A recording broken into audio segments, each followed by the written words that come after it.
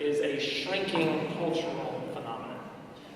This is troubling in some regards, but natural in times the times we are living. Nonetheless, there continue to be, and there is a thriving community of architects who are preoccupied with problems internal to this strange medium that must combine artistic interests with the difficult realities of the urban situation. Well, having said that, I was very excited about this conference because Peter told me it would be about how we have moved from models to reality. And in fact, during these years that Peter has known me, something unexpected happened, which was that I ended up doing that. It wasn't something I thought would happen because I was a teacher, mainly interested in ideas that grew out of two really important questions for architects. And those are the question of temporality and the question of perception. There is a connection, a very deep connection between the two, as you know. That is that we perceive things in time, and this particular kind of encounter is different than in other media, than in music and in art, painting, and other fields, sculpture. We have a different relationship with the architectural space. And this was the image that captured me most, the image of the anamorphosis. This is the anamorphosis of Leonardo da Vinci.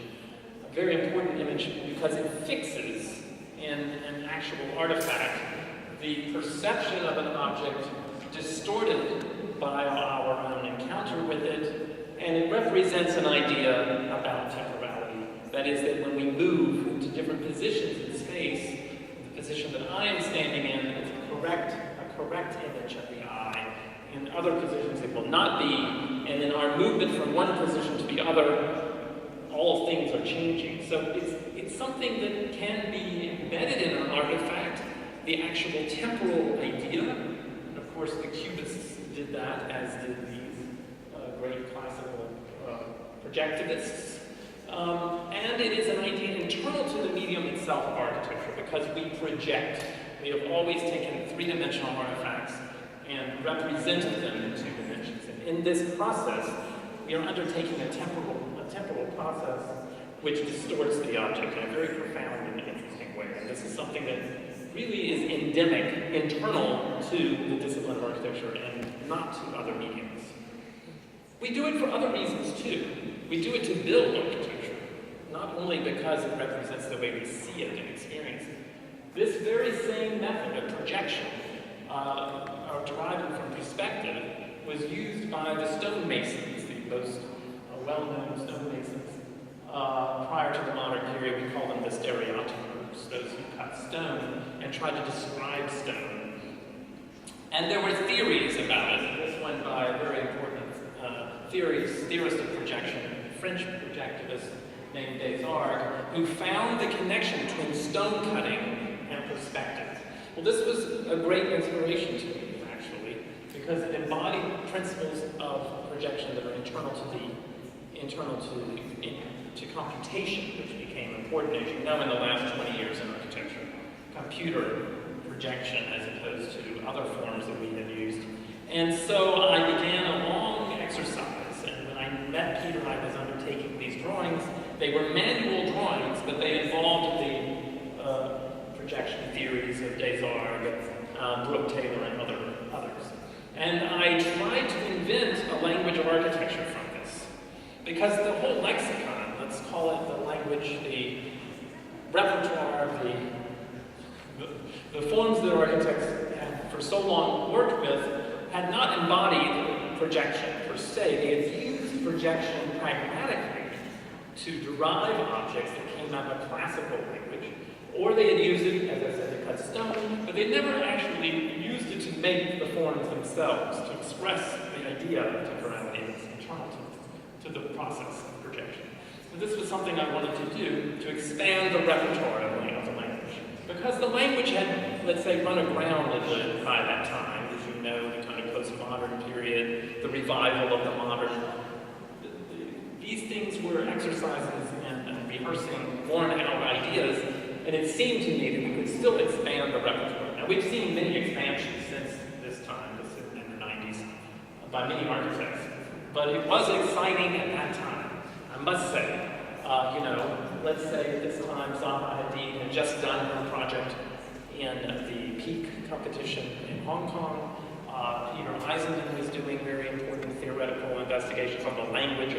There were some interesting architects doing something. Gary inventing new forms. And in different ways. Gary was using very raw material. He was using inexpensive, rough things to try to reinvent architecture. Peter Eisenman was just using cardboard, thinking architecture has no materiality whatsoever. Zaha Hadid was only painting visual possibilities about architecture. She wasn't really thinking about building yet. And so too was I, only drawing. And this was the project at the Biennale. So here we are with models. The question we leave today, what happens? And Peter has asked this question. When these ideas are translated, as it were, into what we call reality. That is, if the culture of architecture is not a reality and only buildings are, what does it mean to move from that into a building? Well, I would just be very literal with you. This building, this design for a house in 1991, it turned out to be a very inspiring point of departure, in a way coincidentally, in a way indirectly, in the development of the concept for this museum, which I built in Tel Aviv, just completed a couple of years ago. It was a very long journey to build it, and that it would come out of this research on projection. I think you can see clearly it's chiseled, it's cut, it's subtracted from something larger in a way that stereotomy slices a body of space out from something infinite. It has in it the same principle, but it was coming about for very different reasons, and with many other questions that were brought to bear.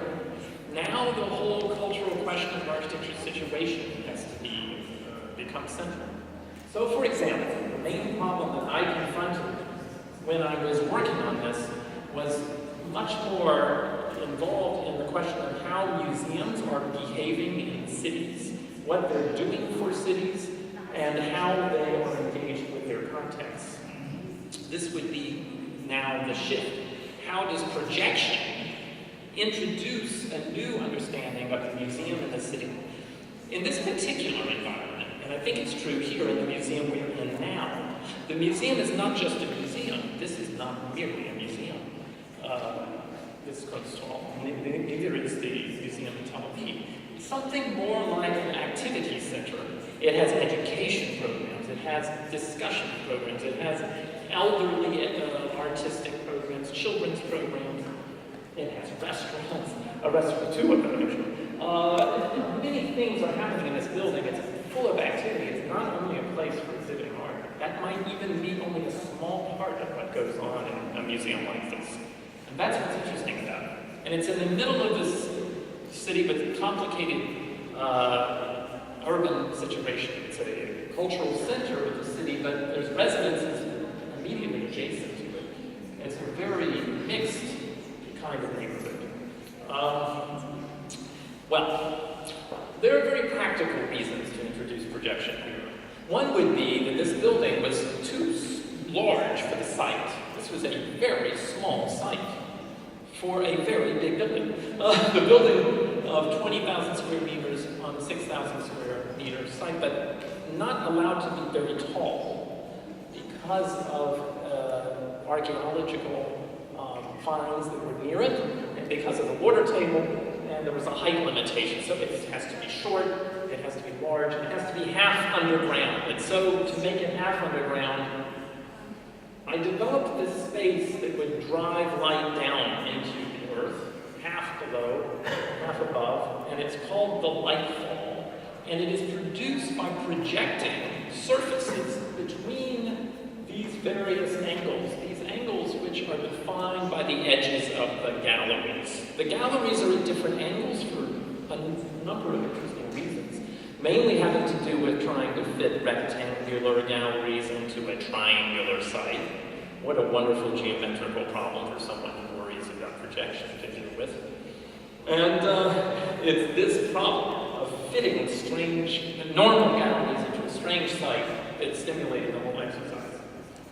And there you can see this peculiar space making its way down into the trapped at the top between two of the large flexible galleries? Well, because there are today, as you know, many different ideas about museums. Probably, though, the two that I want to make you think about the most are, well, to be very didactic about it, the two ideas that really stand out, or that were, let's say, very much on people's minds at this time when I worked on this. The idea of a museum more like this that we are in today, with very simple spaces, flexible, able to be used in any number of ways. And then there were other ideas, let's say coming from Bilbao of Gary, mainly, which have to do with making a museum that will engage people through its space and become itself an object of attention. And in fact, in that particular case, change the whole city.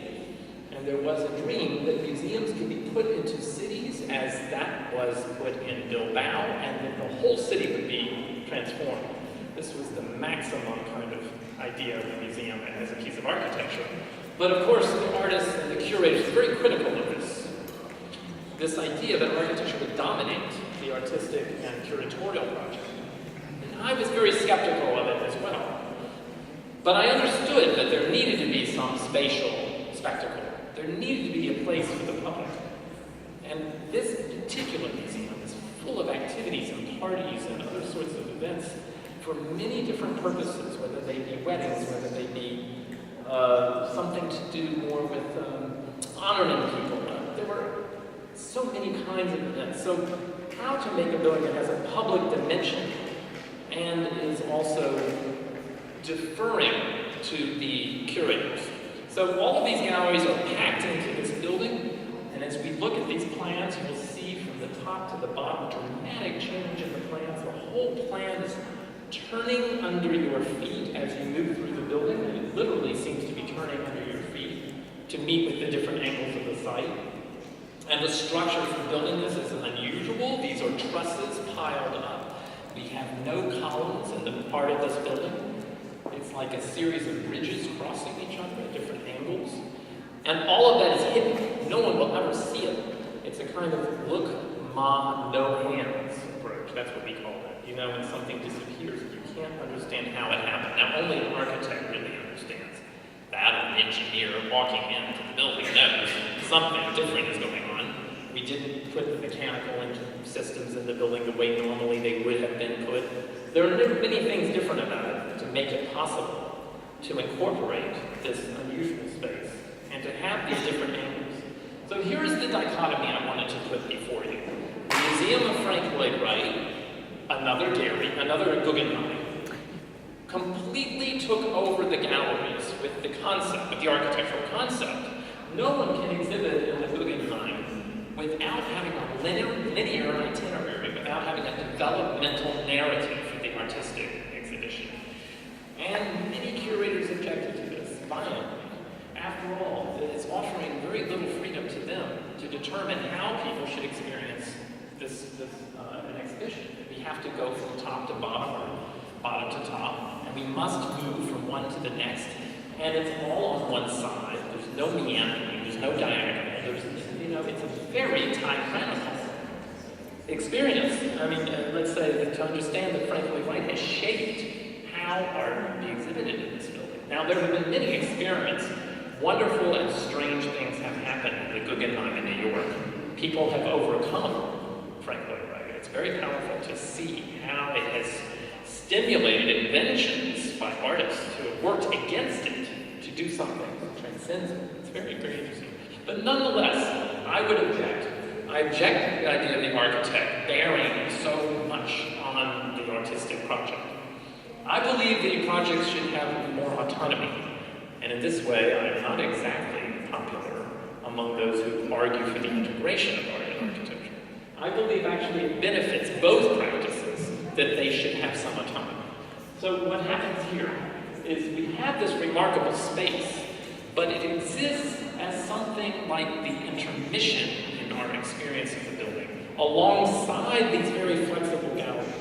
The gallery retains the characteristics of a space like this that we are in today, or any of those in this building. We can subdivide provided we can do as we wish with it, and yet architecture alongside it is offering something very different. Natural light, a very different perception of people, the view of galleries beyond the one we are in, which draws us into the next part of the experience. It takes us out of the artistic, puts us in the spatial, and then we go back into the artistic. It's a very interesting oscillation between these two understandings of the museum. I'm trying to bring the two models together in a single building, and I believe projection is the whole way that it happens, because the oblique angles of these apertures, which are something like the ribbon windows of Le Corbusier, if all of you know your 5 points, you know that it's very important. These angled ribbon windows, these angled fenêtre longueur elements are what connect the two types of space, the curatorial space and the architectural, and present